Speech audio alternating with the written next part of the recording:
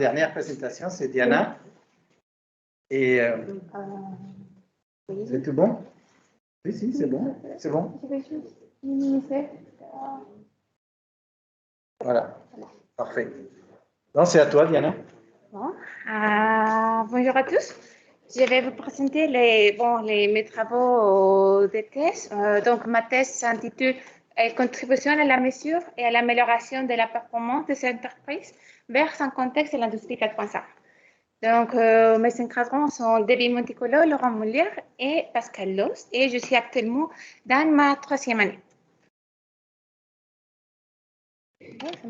OK. Donc, l'ordre du jour, je vais commencer par le contexte. Ensuite, je vais présenter la problématique et les verrous scientifiques. Ensuite, je vais présenter les objectifs et les contributions. Et je vais finir par les conclusions. Donc, aujourd'hui, on est dans un contexte de l'industrie 4.0, aussi connu sous les noms de la 4e révolution industrielle ou industrie du futur. On a commencé à parler de l'industrie 4.0 depuis les années 2011-2016 et c'est un sujet qui attire beaucoup d'intérêt dans les milieux académiques, mais aussi notamment dans les milieux industriels. Et c'est là, dans ce contexte, qu'on trouve de différentes nouvelles technologies. D'après la littérature, on voit qu'il y a des auteurs qui disent qu'en adoptant des nouvelles technologies dans ce contexte, on va avoir un meilleur système de production et on va avoir une amélioration de la performance. Mais qu'est-ce que c'est la performance et comment on l'améliore? Il ne parlait pas trop de ça.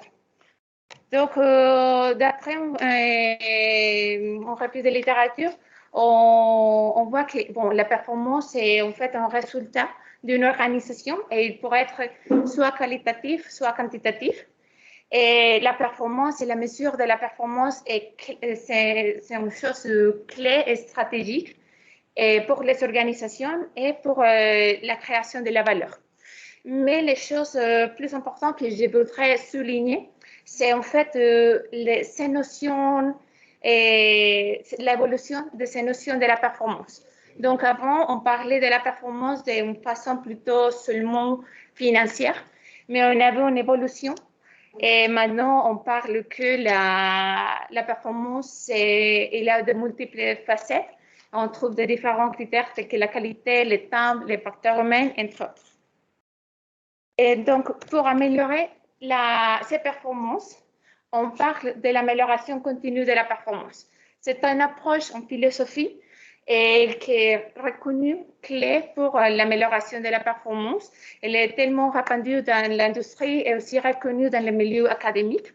Et on l'utilise comme un terme chapeau où on trouve des différentes méthodologies telles que le Lean Manufacturing, le Lean Six Sigma et le Six Sigma. Donc, alors, on est dans un contexte de l'industrie 4.0 où on a comme hypothèse que ces nouvelles technologies qu'on trouve dans ce contexte vont nous fournir davantage de données. Ces données qui vont complexifier et impacter l'amélioration continue de la performance. Donc, on se pose la question de comment ça va complexifier les indicateurs de la performance et son analyse. Et aussi, on a d'après la littérature, on a attendu des améliorations de la performance. Donc, on commence à se poser la question de comment on peut intégrer des pratiques pour améliorer ces indicateurs de la performance. Donc, ça nous amène à notre problématique et notre verrou scientifique. Donc, plus concrètement, dans la littérature, on trouve des choses importantes et clés pour ces recherches. On trouve que dans ce nouvel contexte, les organisations ont vraiment un besoin et une nécessité d'améliorer la performance ou l'amélioration continue de la performance a un rôle clé. Mais aussi, on voit qu'on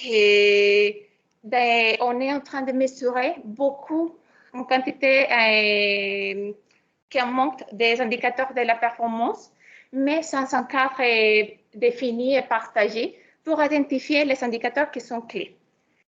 Et donc, alors, même si la mesure de la performance est quelque chose clé pour les organisations, elle est aussi perçue comme quelque chose qui gaspille des ressources, qui gaspille du temps, à cause de la grande quantité des indicateurs qu'on doit mesurer, la grande quantité de données, et dans ce nouvel contexte, encore plus. Et finalement, on a pu constater qu'il y a un manque de clarté dans le processus de l'amélioration continue de la performance et notamment dans le processus de prise de décision pour améliorer la performance. Donc, notre problématique, c'est comment aider les experts de l'amélioration continue de la performance à mieux améliorer la performance, sa mesure et sa prise de décision. Et donc, ça nous amène à nos 3 verrous scientifiques. Le premier, c'est comment rendre compréhensible le processus de l'amélioration continue de la performance. Le deuxième, c'est comment identifier et définir les indicateurs les plus pertinents qui vont nous permettre de mesurer la performance. Et le troisième, c'est comment aider les responsables de l'amélioration continue de la performance dans sa prise de décision. Donc, alors, dans ces perspectives, nous avons défini les objectifs suivants pour la thèse. Donc, l'objectif général, c'est concevoir un système d'aide à la décision et pour le processus de l'amélioration continue dans le secteur industriel. Et cet objectif général, il se décline dans les suivants objectifs spécifiques qui sont notamment liés à l'évaluation scientifique qu'on vient de parler. Donc, le premier, c'est contribuer à la modélisation des processus de l'amélioration continue de la performance en capitalisant sur les connaissances des experts. Le deuxième, c'est identifier dans la littérature scientifique les indicateurs de la performance et les prioriser à l'aide des analyses multicritères. Et le troisième, c'est concevoir un système d'aide à la décision pour aider dans la prise de décision pour améliorer la performance en prenant en compte les indicateurs de la performance, les pratiques et les outils. Donc, ensuite, je vais présenter les contributions de la thèse jusqu'au moment. Et ces contributions sont structurées en fonction de l'évaluation scientifique. Donc, voilà, pour notre première verrou scientifique, que c'est comment rendre compréhensible le processus de l'amélioration continue de la performance, notre contribution, c'est la modélisation du processus de l'amélioration continue de la performance et en s'appuyant dans les approches scientifiques de gestion de la connaissance par des interviews des experts et notamment, plus précisément, en utilisant les méthodes MAS et CROM. Et aussi, on a fait la formalisation de ces connaissances en utilisant les formalismes SADP. Et pour la validation de ces parties, on a suivi la méthode MASC et donc on a validé les modèles qu'on a développés par des interviews des experts. Donc, après de développer le modèle, on a interviewé encore une autre fois les experts pour avoir les retours. Et ces contributions, elle a déjà été valorisée par une présentation et un papier de conférence dans la conférence internationale Génie industriel qualité en mai 2021.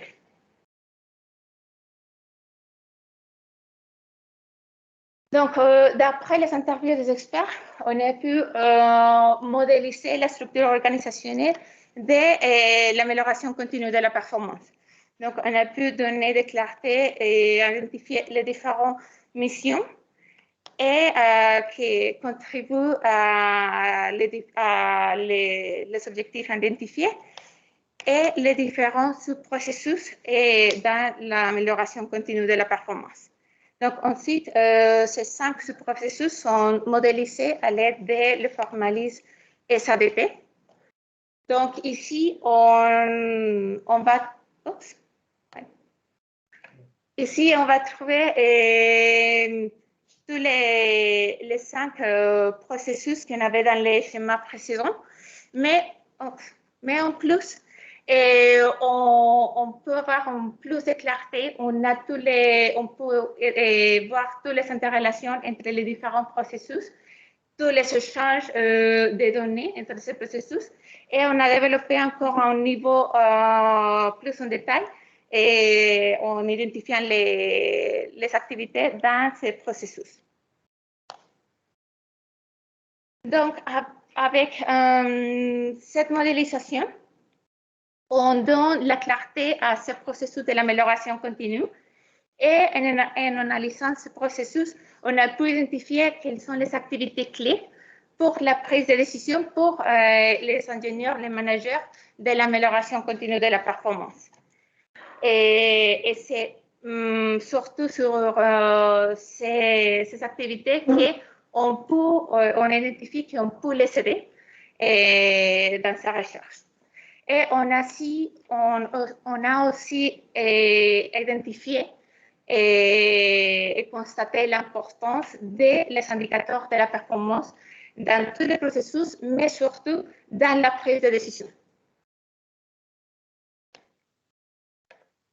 Donc, ça nous amène à notre deuxième barreau scientifique, que c'est comment identifier et définir les indicateurs de la performance les plus pertinents pour nous permettre de mesurer la performance. Donc, pour ce deuxième barreau scientifique, on a deux contributions. La première, c'est la liste et la définition des indicateurs de la performance et un modèle de la interrelation des indicateurs de la performance.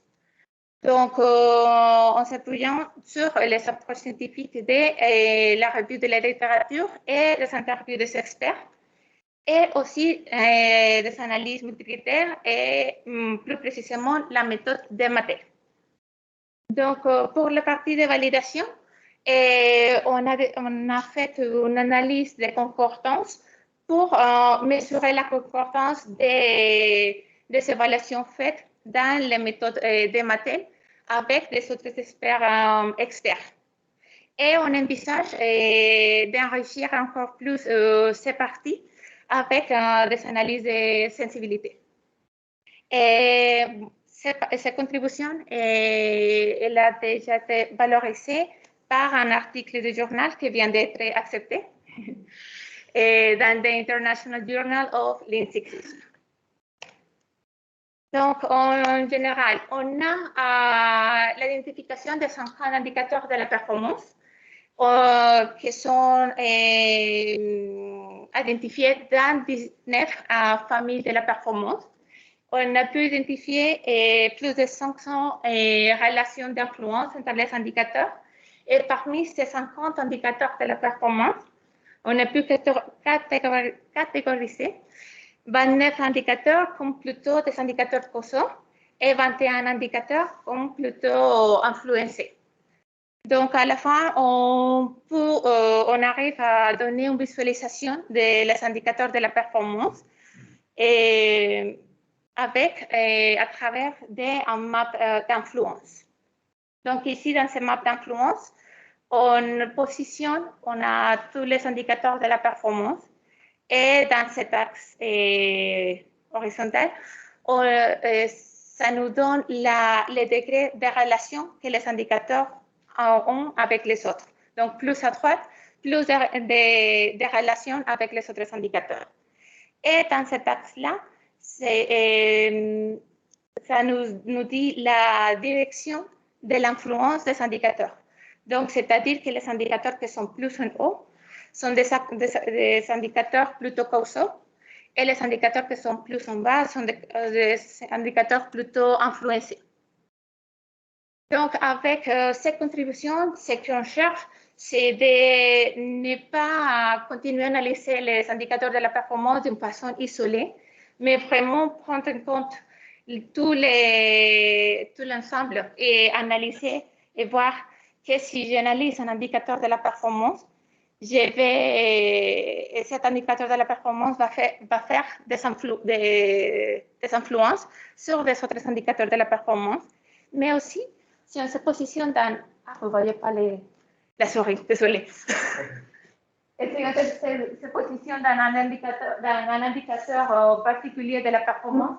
On peut pas seulement voir quels sont les autres indicateurs qui l'influencent, mais aussi quels sont les indicateurs qui font une influence sur lui. Et donc, finalement, on arrive à la troisième verrou scientifique, qui c'est comment aider les experts de l'amélioration continue dans sa prise de décision pour améliorer la performance. Donc, comme contribution, on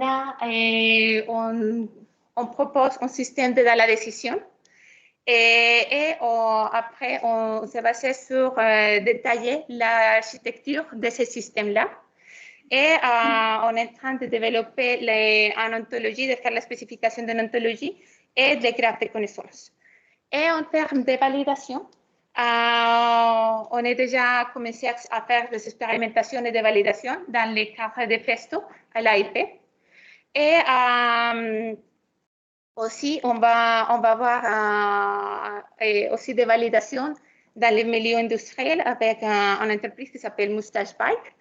Et on envisage à valoriser cette contribution avec un article de journal dans le journal Computers in Industry.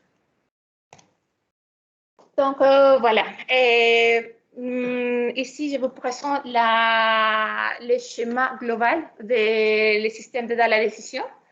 Donc, mon système de la décision est là comme objectif d'aider les managers ou les ingénieurs de l'amélioration continue de la performance à sélectionner les indicateurs de la performance et les analyser dans les influences entre eux. Aussi, va aider à sélectionner les pratiques et les outils pour améliorer ces indicateurs de la performance. Donc, ici, dans ce schéma global, on a déjà identifié les usagers et les différents éléments qui peuvent nous permettre de prendre des décisions dans l'amélioration de la performance. Donc, ensuite, on propose une architecture détaillée de ce système de la décision où on intègre tous les éléments qu'on voyait dans les slides précédentes, mais on les intègre et on les enchaîne. Donc, dans mon système de la décision, on voit l'interface de l'utilisateur. Et dans le système de la décision, on a deux modules principaux.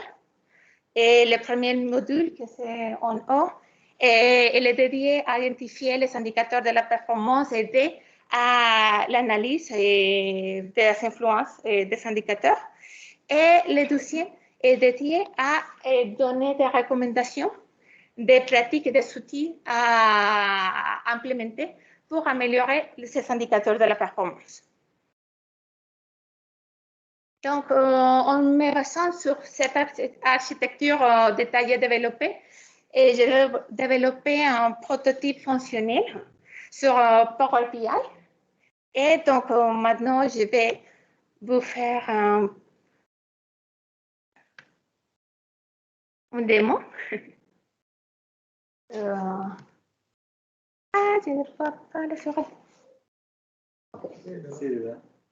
OK. Donc, c'est l'interface de mon système de la décision où on permet à l'usager de choisir entre les deux modules. Dans le premier module, et nous donne des informations de la... Oups, ça va trop vite. Ah, pardon.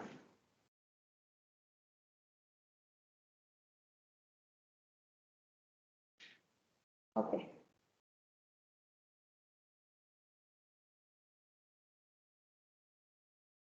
OK, donc le premier va nous donner des informations sur les indicateurs de la performance et l'influence entre les indicateurs de la performance. Et le deuxième module va nous donner ces priorisations de pratiques et des outils. Donc, on peut, ensuite, on va cliquer sur le premier module. Donc là, on voit tous les indicateurs de performance dans la map. Et on voit les différentes familles d'indicateurs. Donc, l'utilisateur peut cliquer dans chacun des familles qui l'intéressent et il pouvoir souligner les indicateurs de la performance. Donc aussi, l'utilisateur peut regarder. Oups. Ah.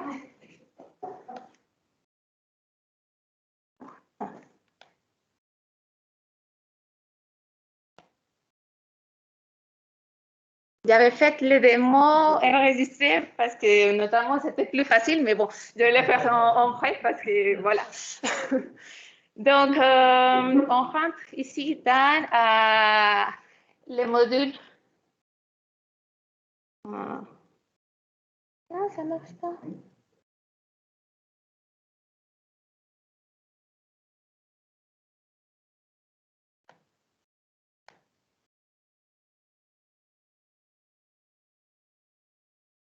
OK, ici.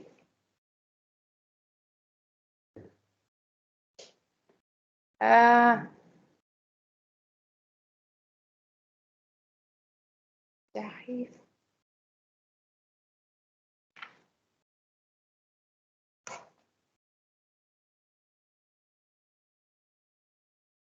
Normalement, on... Ah, désolé, j'arrive pas à... Très bien. Non, qu'est-ce que tu fais? Compliqué. Okay.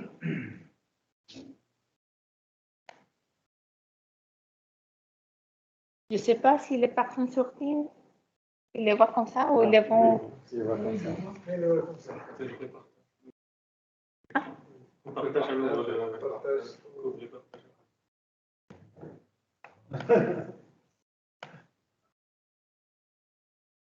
Est-ce que... Là? Oui, finalement. Désolée.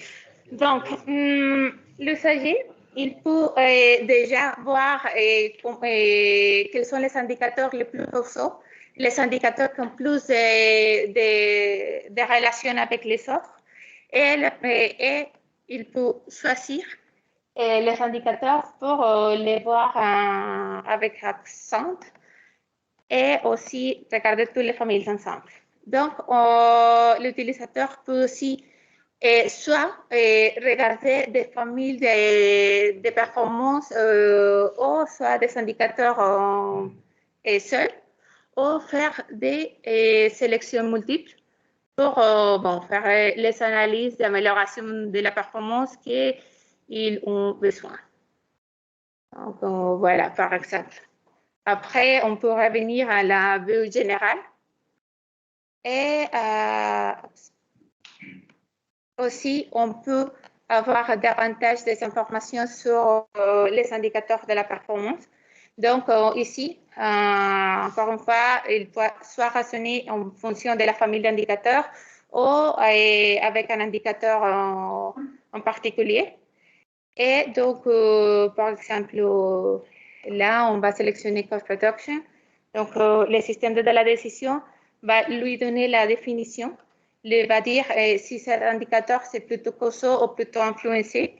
Et aussi, quels sont les indicateurs qui font une influence sur l'indicateur qui m'intéresse et quels sont les indicateurs à lesquels lui, il influence. Et si on revient dans le deuxième module, que c'est pour faire la priorisation des pratiques et des outils. Donc, l'utilisateur peut se poser la question de qu'est-ce qu'il veut améliorer. Dans ce cas-là, on a dit qu'il veut améliorer les niveaux de stock. Donc, le système fait la priorisation des pratiques et la priorisation des outils à mettre en place pour améliorer dans ce cas-là, ces familles d'indicateurs. Mais aussi, bon, on peut dire qu'on peut améliorer les cost reduction et ça s'actualise, ça se met à jour automatiquement.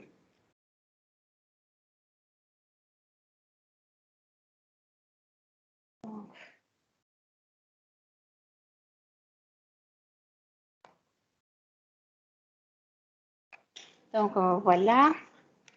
Et donc, pour finir, en conclusion, bon, on a développé les modèles de processus de l'amélioration continue de la performance.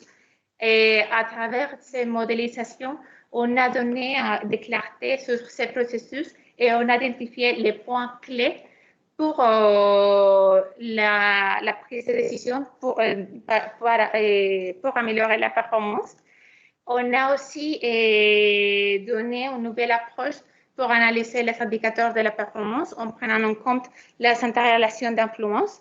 Et on est en train d'encore améliorer et continuer à développer ces prototypes de système de la décision et en prenant en compte les indicateurs, l'influence et la relation entre les statistiques et les outils. Bien, merci.